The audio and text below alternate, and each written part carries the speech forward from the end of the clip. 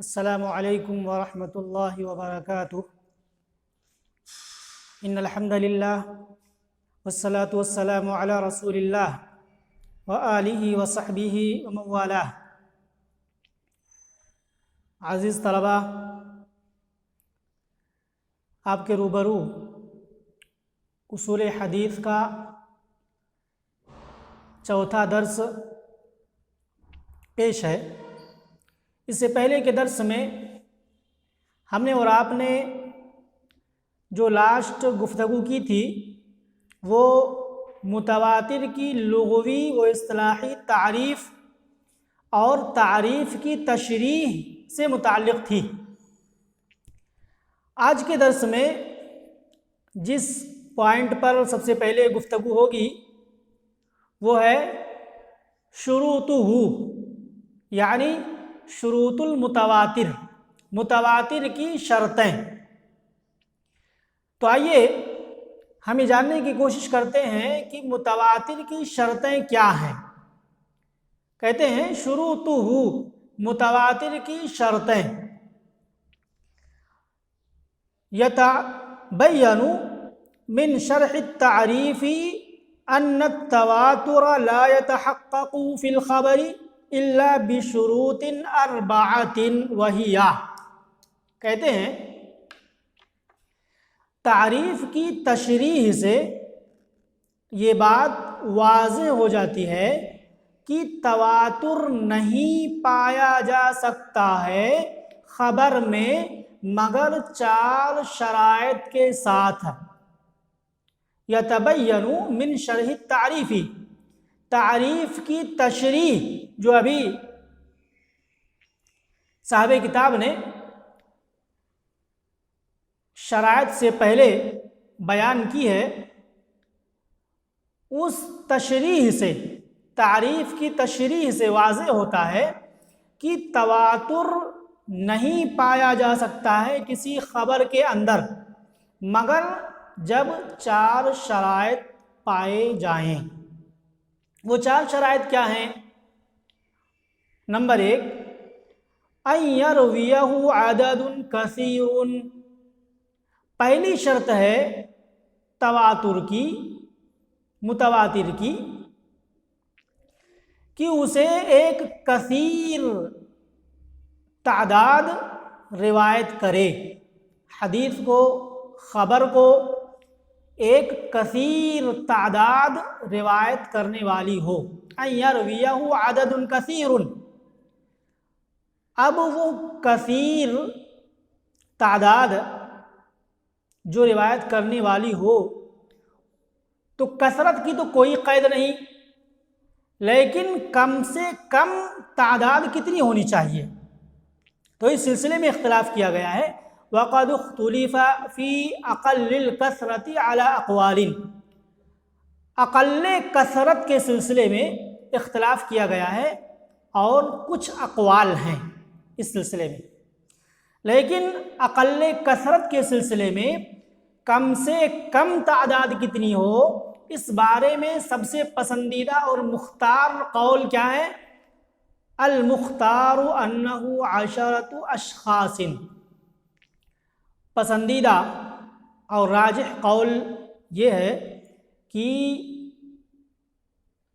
کم سے کم 10 اشخاص اس خبر کو، اس حدیث کو روایت کریں۔ اگر 10 اشخاص اس خبر کو روایت کر رہے ہیں تو گویا تواتر کی شرط اس میں پائی گئی۔ اب اگر یہ تعداد کم ہو گئی 10 سے تو تواتر کی شرط نہیں پائی گئی۔ تو پہلی شرط بتلائی ان یرویہ عدد کثیر، یہ کہ اسے ایک بڑی تعداد روایت کرنے والی ہو، اور کم سے کم تعداد مختار اور پسندیدہ قول کے مطابق کیا ہے کہ 10 اشخاص روایت کریں۔ دوسری شرط کیا ہے؟ ان توجد هذه الكثرة في جميع طبقات السند، دوسری شرط یہ ہے کہ سند کے تمام طبقات میں یہ کثرت پائی جانی چاہیے۔ ان توجد هذه الکثرت، دوسری شرط یہ ہے کہ یہ کثرت پائی جائے سند کے تمام طبقات میں، یعنی سند کے جو طبقات ہوتے ہیں، صحابی کا طبقہ، تابعی کا طبقہ، تبع تابعی کا طبقہ، یہ جو طبقات چلتے ہیں ہر طبقے میں وہ کثرت تعداد پائی جانی چاہیے۔ یہ دوسری شرط ہے، ان توجد هذه الکثرہ، کہ یہ کثرت تعداد سند کے تمام طبقات میں اوپر سے لے کر کے نیچے تک پائی جانی چاہیے۔ تیسری شرط کیا ہے؟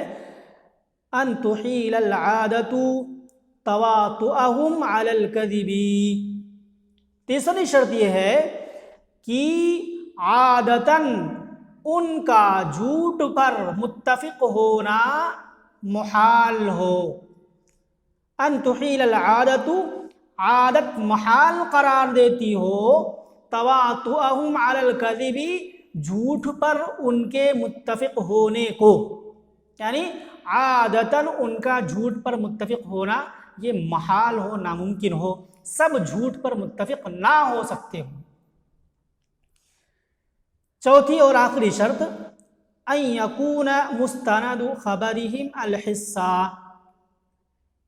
چوتھی شرط یہ ہے تواتر کی اور متواتر حدیث کی کہ ان کے خبر کی بنیاد حس پر ہو، احساس پر ہو۔ ان یکون مستند خبرہم، یہ کہ ان کی خبر کی بنیاد حس ہو۔ کقولہم، مثال کے طور پر ان کا کہنا سمعنا او رأینا او لمسنا، کیا مطلب؟ چوتھی شرط یہ ہے کہ ان کی خبر کی جو بنیاد ہو وہ احساس پر ہو، اور انسان کے اندر جو حواس ہیں، حواس خمسہ ظاہری جن کو کہا جاتا ہے، آنکھ کے اندر جو دیکھنے کی قوت ہے اس کو قوت باصرہ کہتے ہیں۔ اسی طریقے سے ناک کے اندر جو سونگھنے کی قوت ہے اس کو قوت شامہ کہتے ہیں۔ زبان کے اندر جو چکھ کر کے معلوم کرنے کی قوت اور طاقت ہے اس کو قوت ذائقہ کہتے ہیں، اور ہاتھ کے اندر چھو کر کے معلوم کرنے کی جو قوت ہے، صلاحیت ہے، اس کو قوت لامسہ کہتے ہیں۔ تو ان کے خبر کی جو بنیاد ہو وہ حس پر ہو۔ مثال کے طور پر ان کا کہنا سمعنا، سمعنا تو سننے کا تعلق قوت سامعہ سے ہے، حس سے ہے۔ رأینا، ہم نے دیکھا، تو اس رأ کا تعلق قوت باصرہ سے ہے۔ لمسنا، ہم نے چھوا، اس کا تعلق حس سے ہے، یعنی ٹچ کرنے سے، چھونے سے ہے۔ تو ان کی خبر کی بنیاد، ان کے قول کی بنیاد، ان کی خبر کی بنیاد حس پر ہونی چاہیے، یہ چوتھی شرط ہے۔ اما ان کا نا مستند خبرہم العقل، رہی بات یہ کہ اگر ان کی خبر کی بنیاد عقل ہو، حس نہ ہو، مثال کے طور پر کالقول بحدوث العالم مثلا، مثال کے طور پر یہ کہنا کہ عالم حادث ہے، دنیا فنا ہونے والی ہے، تو کیا اس خبر کی بنیاد حس پر ہے؟ نہیں ہے، بلکہ اس کی بنیاد کس پر ہے؟ عقل پر ہے۔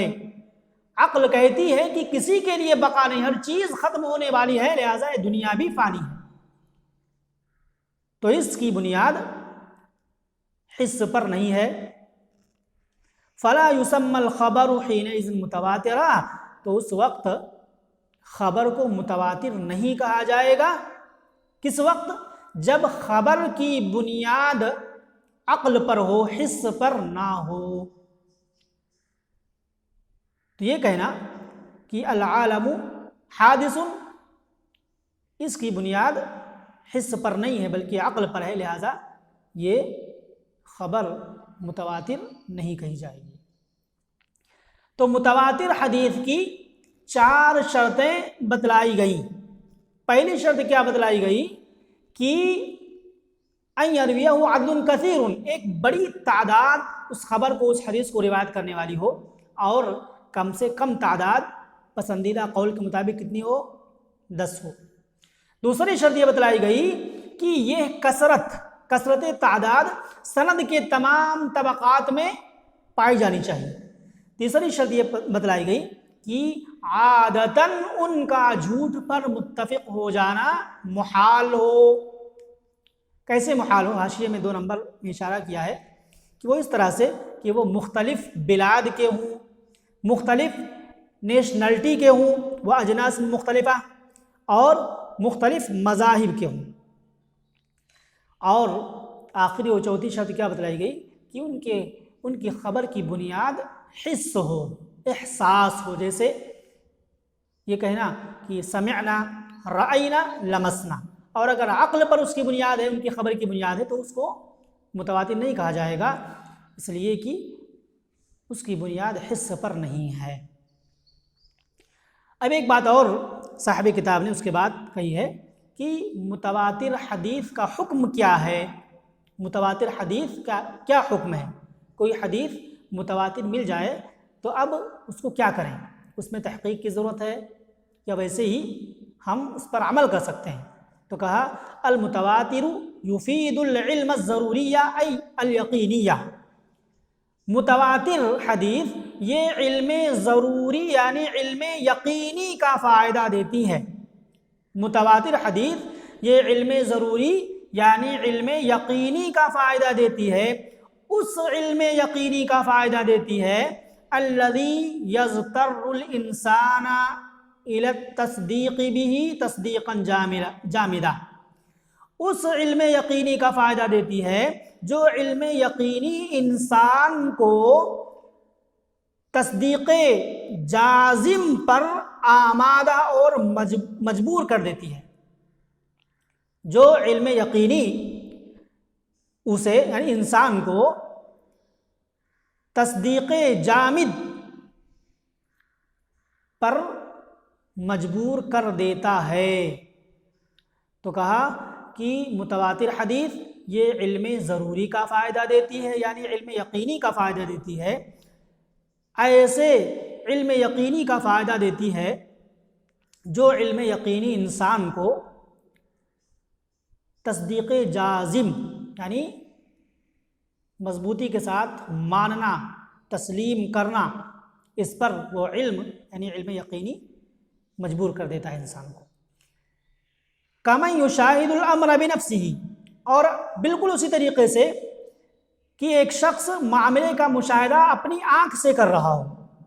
کَمَن یُشَاہِدُ الْأَمْرَ بِنَفْسِهِ، بالکل اس شخص کی طرح جو معاملے کو بذات خود دیکھ رہا ہو، معاملے کا مشاہدہ کر رہا ہو۔ تو ظاہر سی بات ہے کہ اگر کوئی شخص کسی معاملے کا مشاہدہ بذات خود کر رہا ہو تو کیف یتردد فی تصدیقہ، وہ اس کی تصدیق میں کیسے شک کر سکتا ہے؟ نہیں کر سکتا ہے۔ فذلک الخبر المتواتر، تو اسی طریقے سے خبر متواتر ہوتی ہے، یعنی بالکل اسی شخص کی طرح جس نے معاملے کا مشاہدہ اپنی آنکھوں سے کیا ہو، اب وہ جس طریقے سے ذرہ برابر تردد اور شک نہیں کرے گا، اسی طریقے سے خبر متواتر کے اندر بھی ذرہ برابر شک نہیں کیا جا سکتا۔ لذلک کان المتواتر کلہ مقبولا، اسی لیے اسی وجہ سے متواتر کل کی کل کیا ہے؟ مقبول ہے۔ تو مقبول کیوں ہے؟ اس لیے کہ تواتر کی شرطیں پائی جا رہی ہیں، تو خبر متواتر، حدیث متواتر پوری کی پوری مقبول ہیں۔ ولا حاجت الی البحث عن احوال رواتہ، اور اس کے راویوں کے احوال کی بحث و تحقیق کرنے کی کوئی ضرورت نہیں ہے، یعنی وہ خبر جو تواتر کی حد کو پہنچی ہوئی ہو، اب اس کو ماننا ہے، تسلیم کرنا ہے اور اس پر عمل کرنا ہے۔ بالکل اسی طریقے سے آپ کے اندر علم یقینی آ جانا چاہیے، جس طریقے سے ایک شخص کسی معاملے کو اپنی آنکھوں سے دیکھتا ہے تو اسے یقین ہوتا ہے۔ اب راویوں کے احوال کے تعلق سے بحث و تحقیق کرنے کی کوئی ضرورت نہیں ہے، تو یہ متواتر کا حکم ہوا۔ متواتر حدیث اگر ملتی ہے تو پھر ہم اس پر عمل کریں اور علم یقینی رکھیں کہ جو اس حدیث کے اندر باتیں بتلائی گئی ہیں وہ بالکل یقینی ہیں اور قطعی ہیں۔ تو آج کے درس میں متواتر کی شرطیں اور متواتر کا حکم بتلایا گیا، اسی پر آج کا یہ درس ختم کیا جاتا ہے۔ آپ ان بحثوں کو خوب سمجھنے کی کوشش کریں، اس لیے کہ یہ اصول کی کتاب ہے اور اصول کی کتاب بہت ہی اہم ہوتی ہے، آگے آپ کو راستہ دکھائے گی۔ ھذا وباللہ التوفیق، السلام علیکم ورحمۃ اللہ وبرکاتہ۔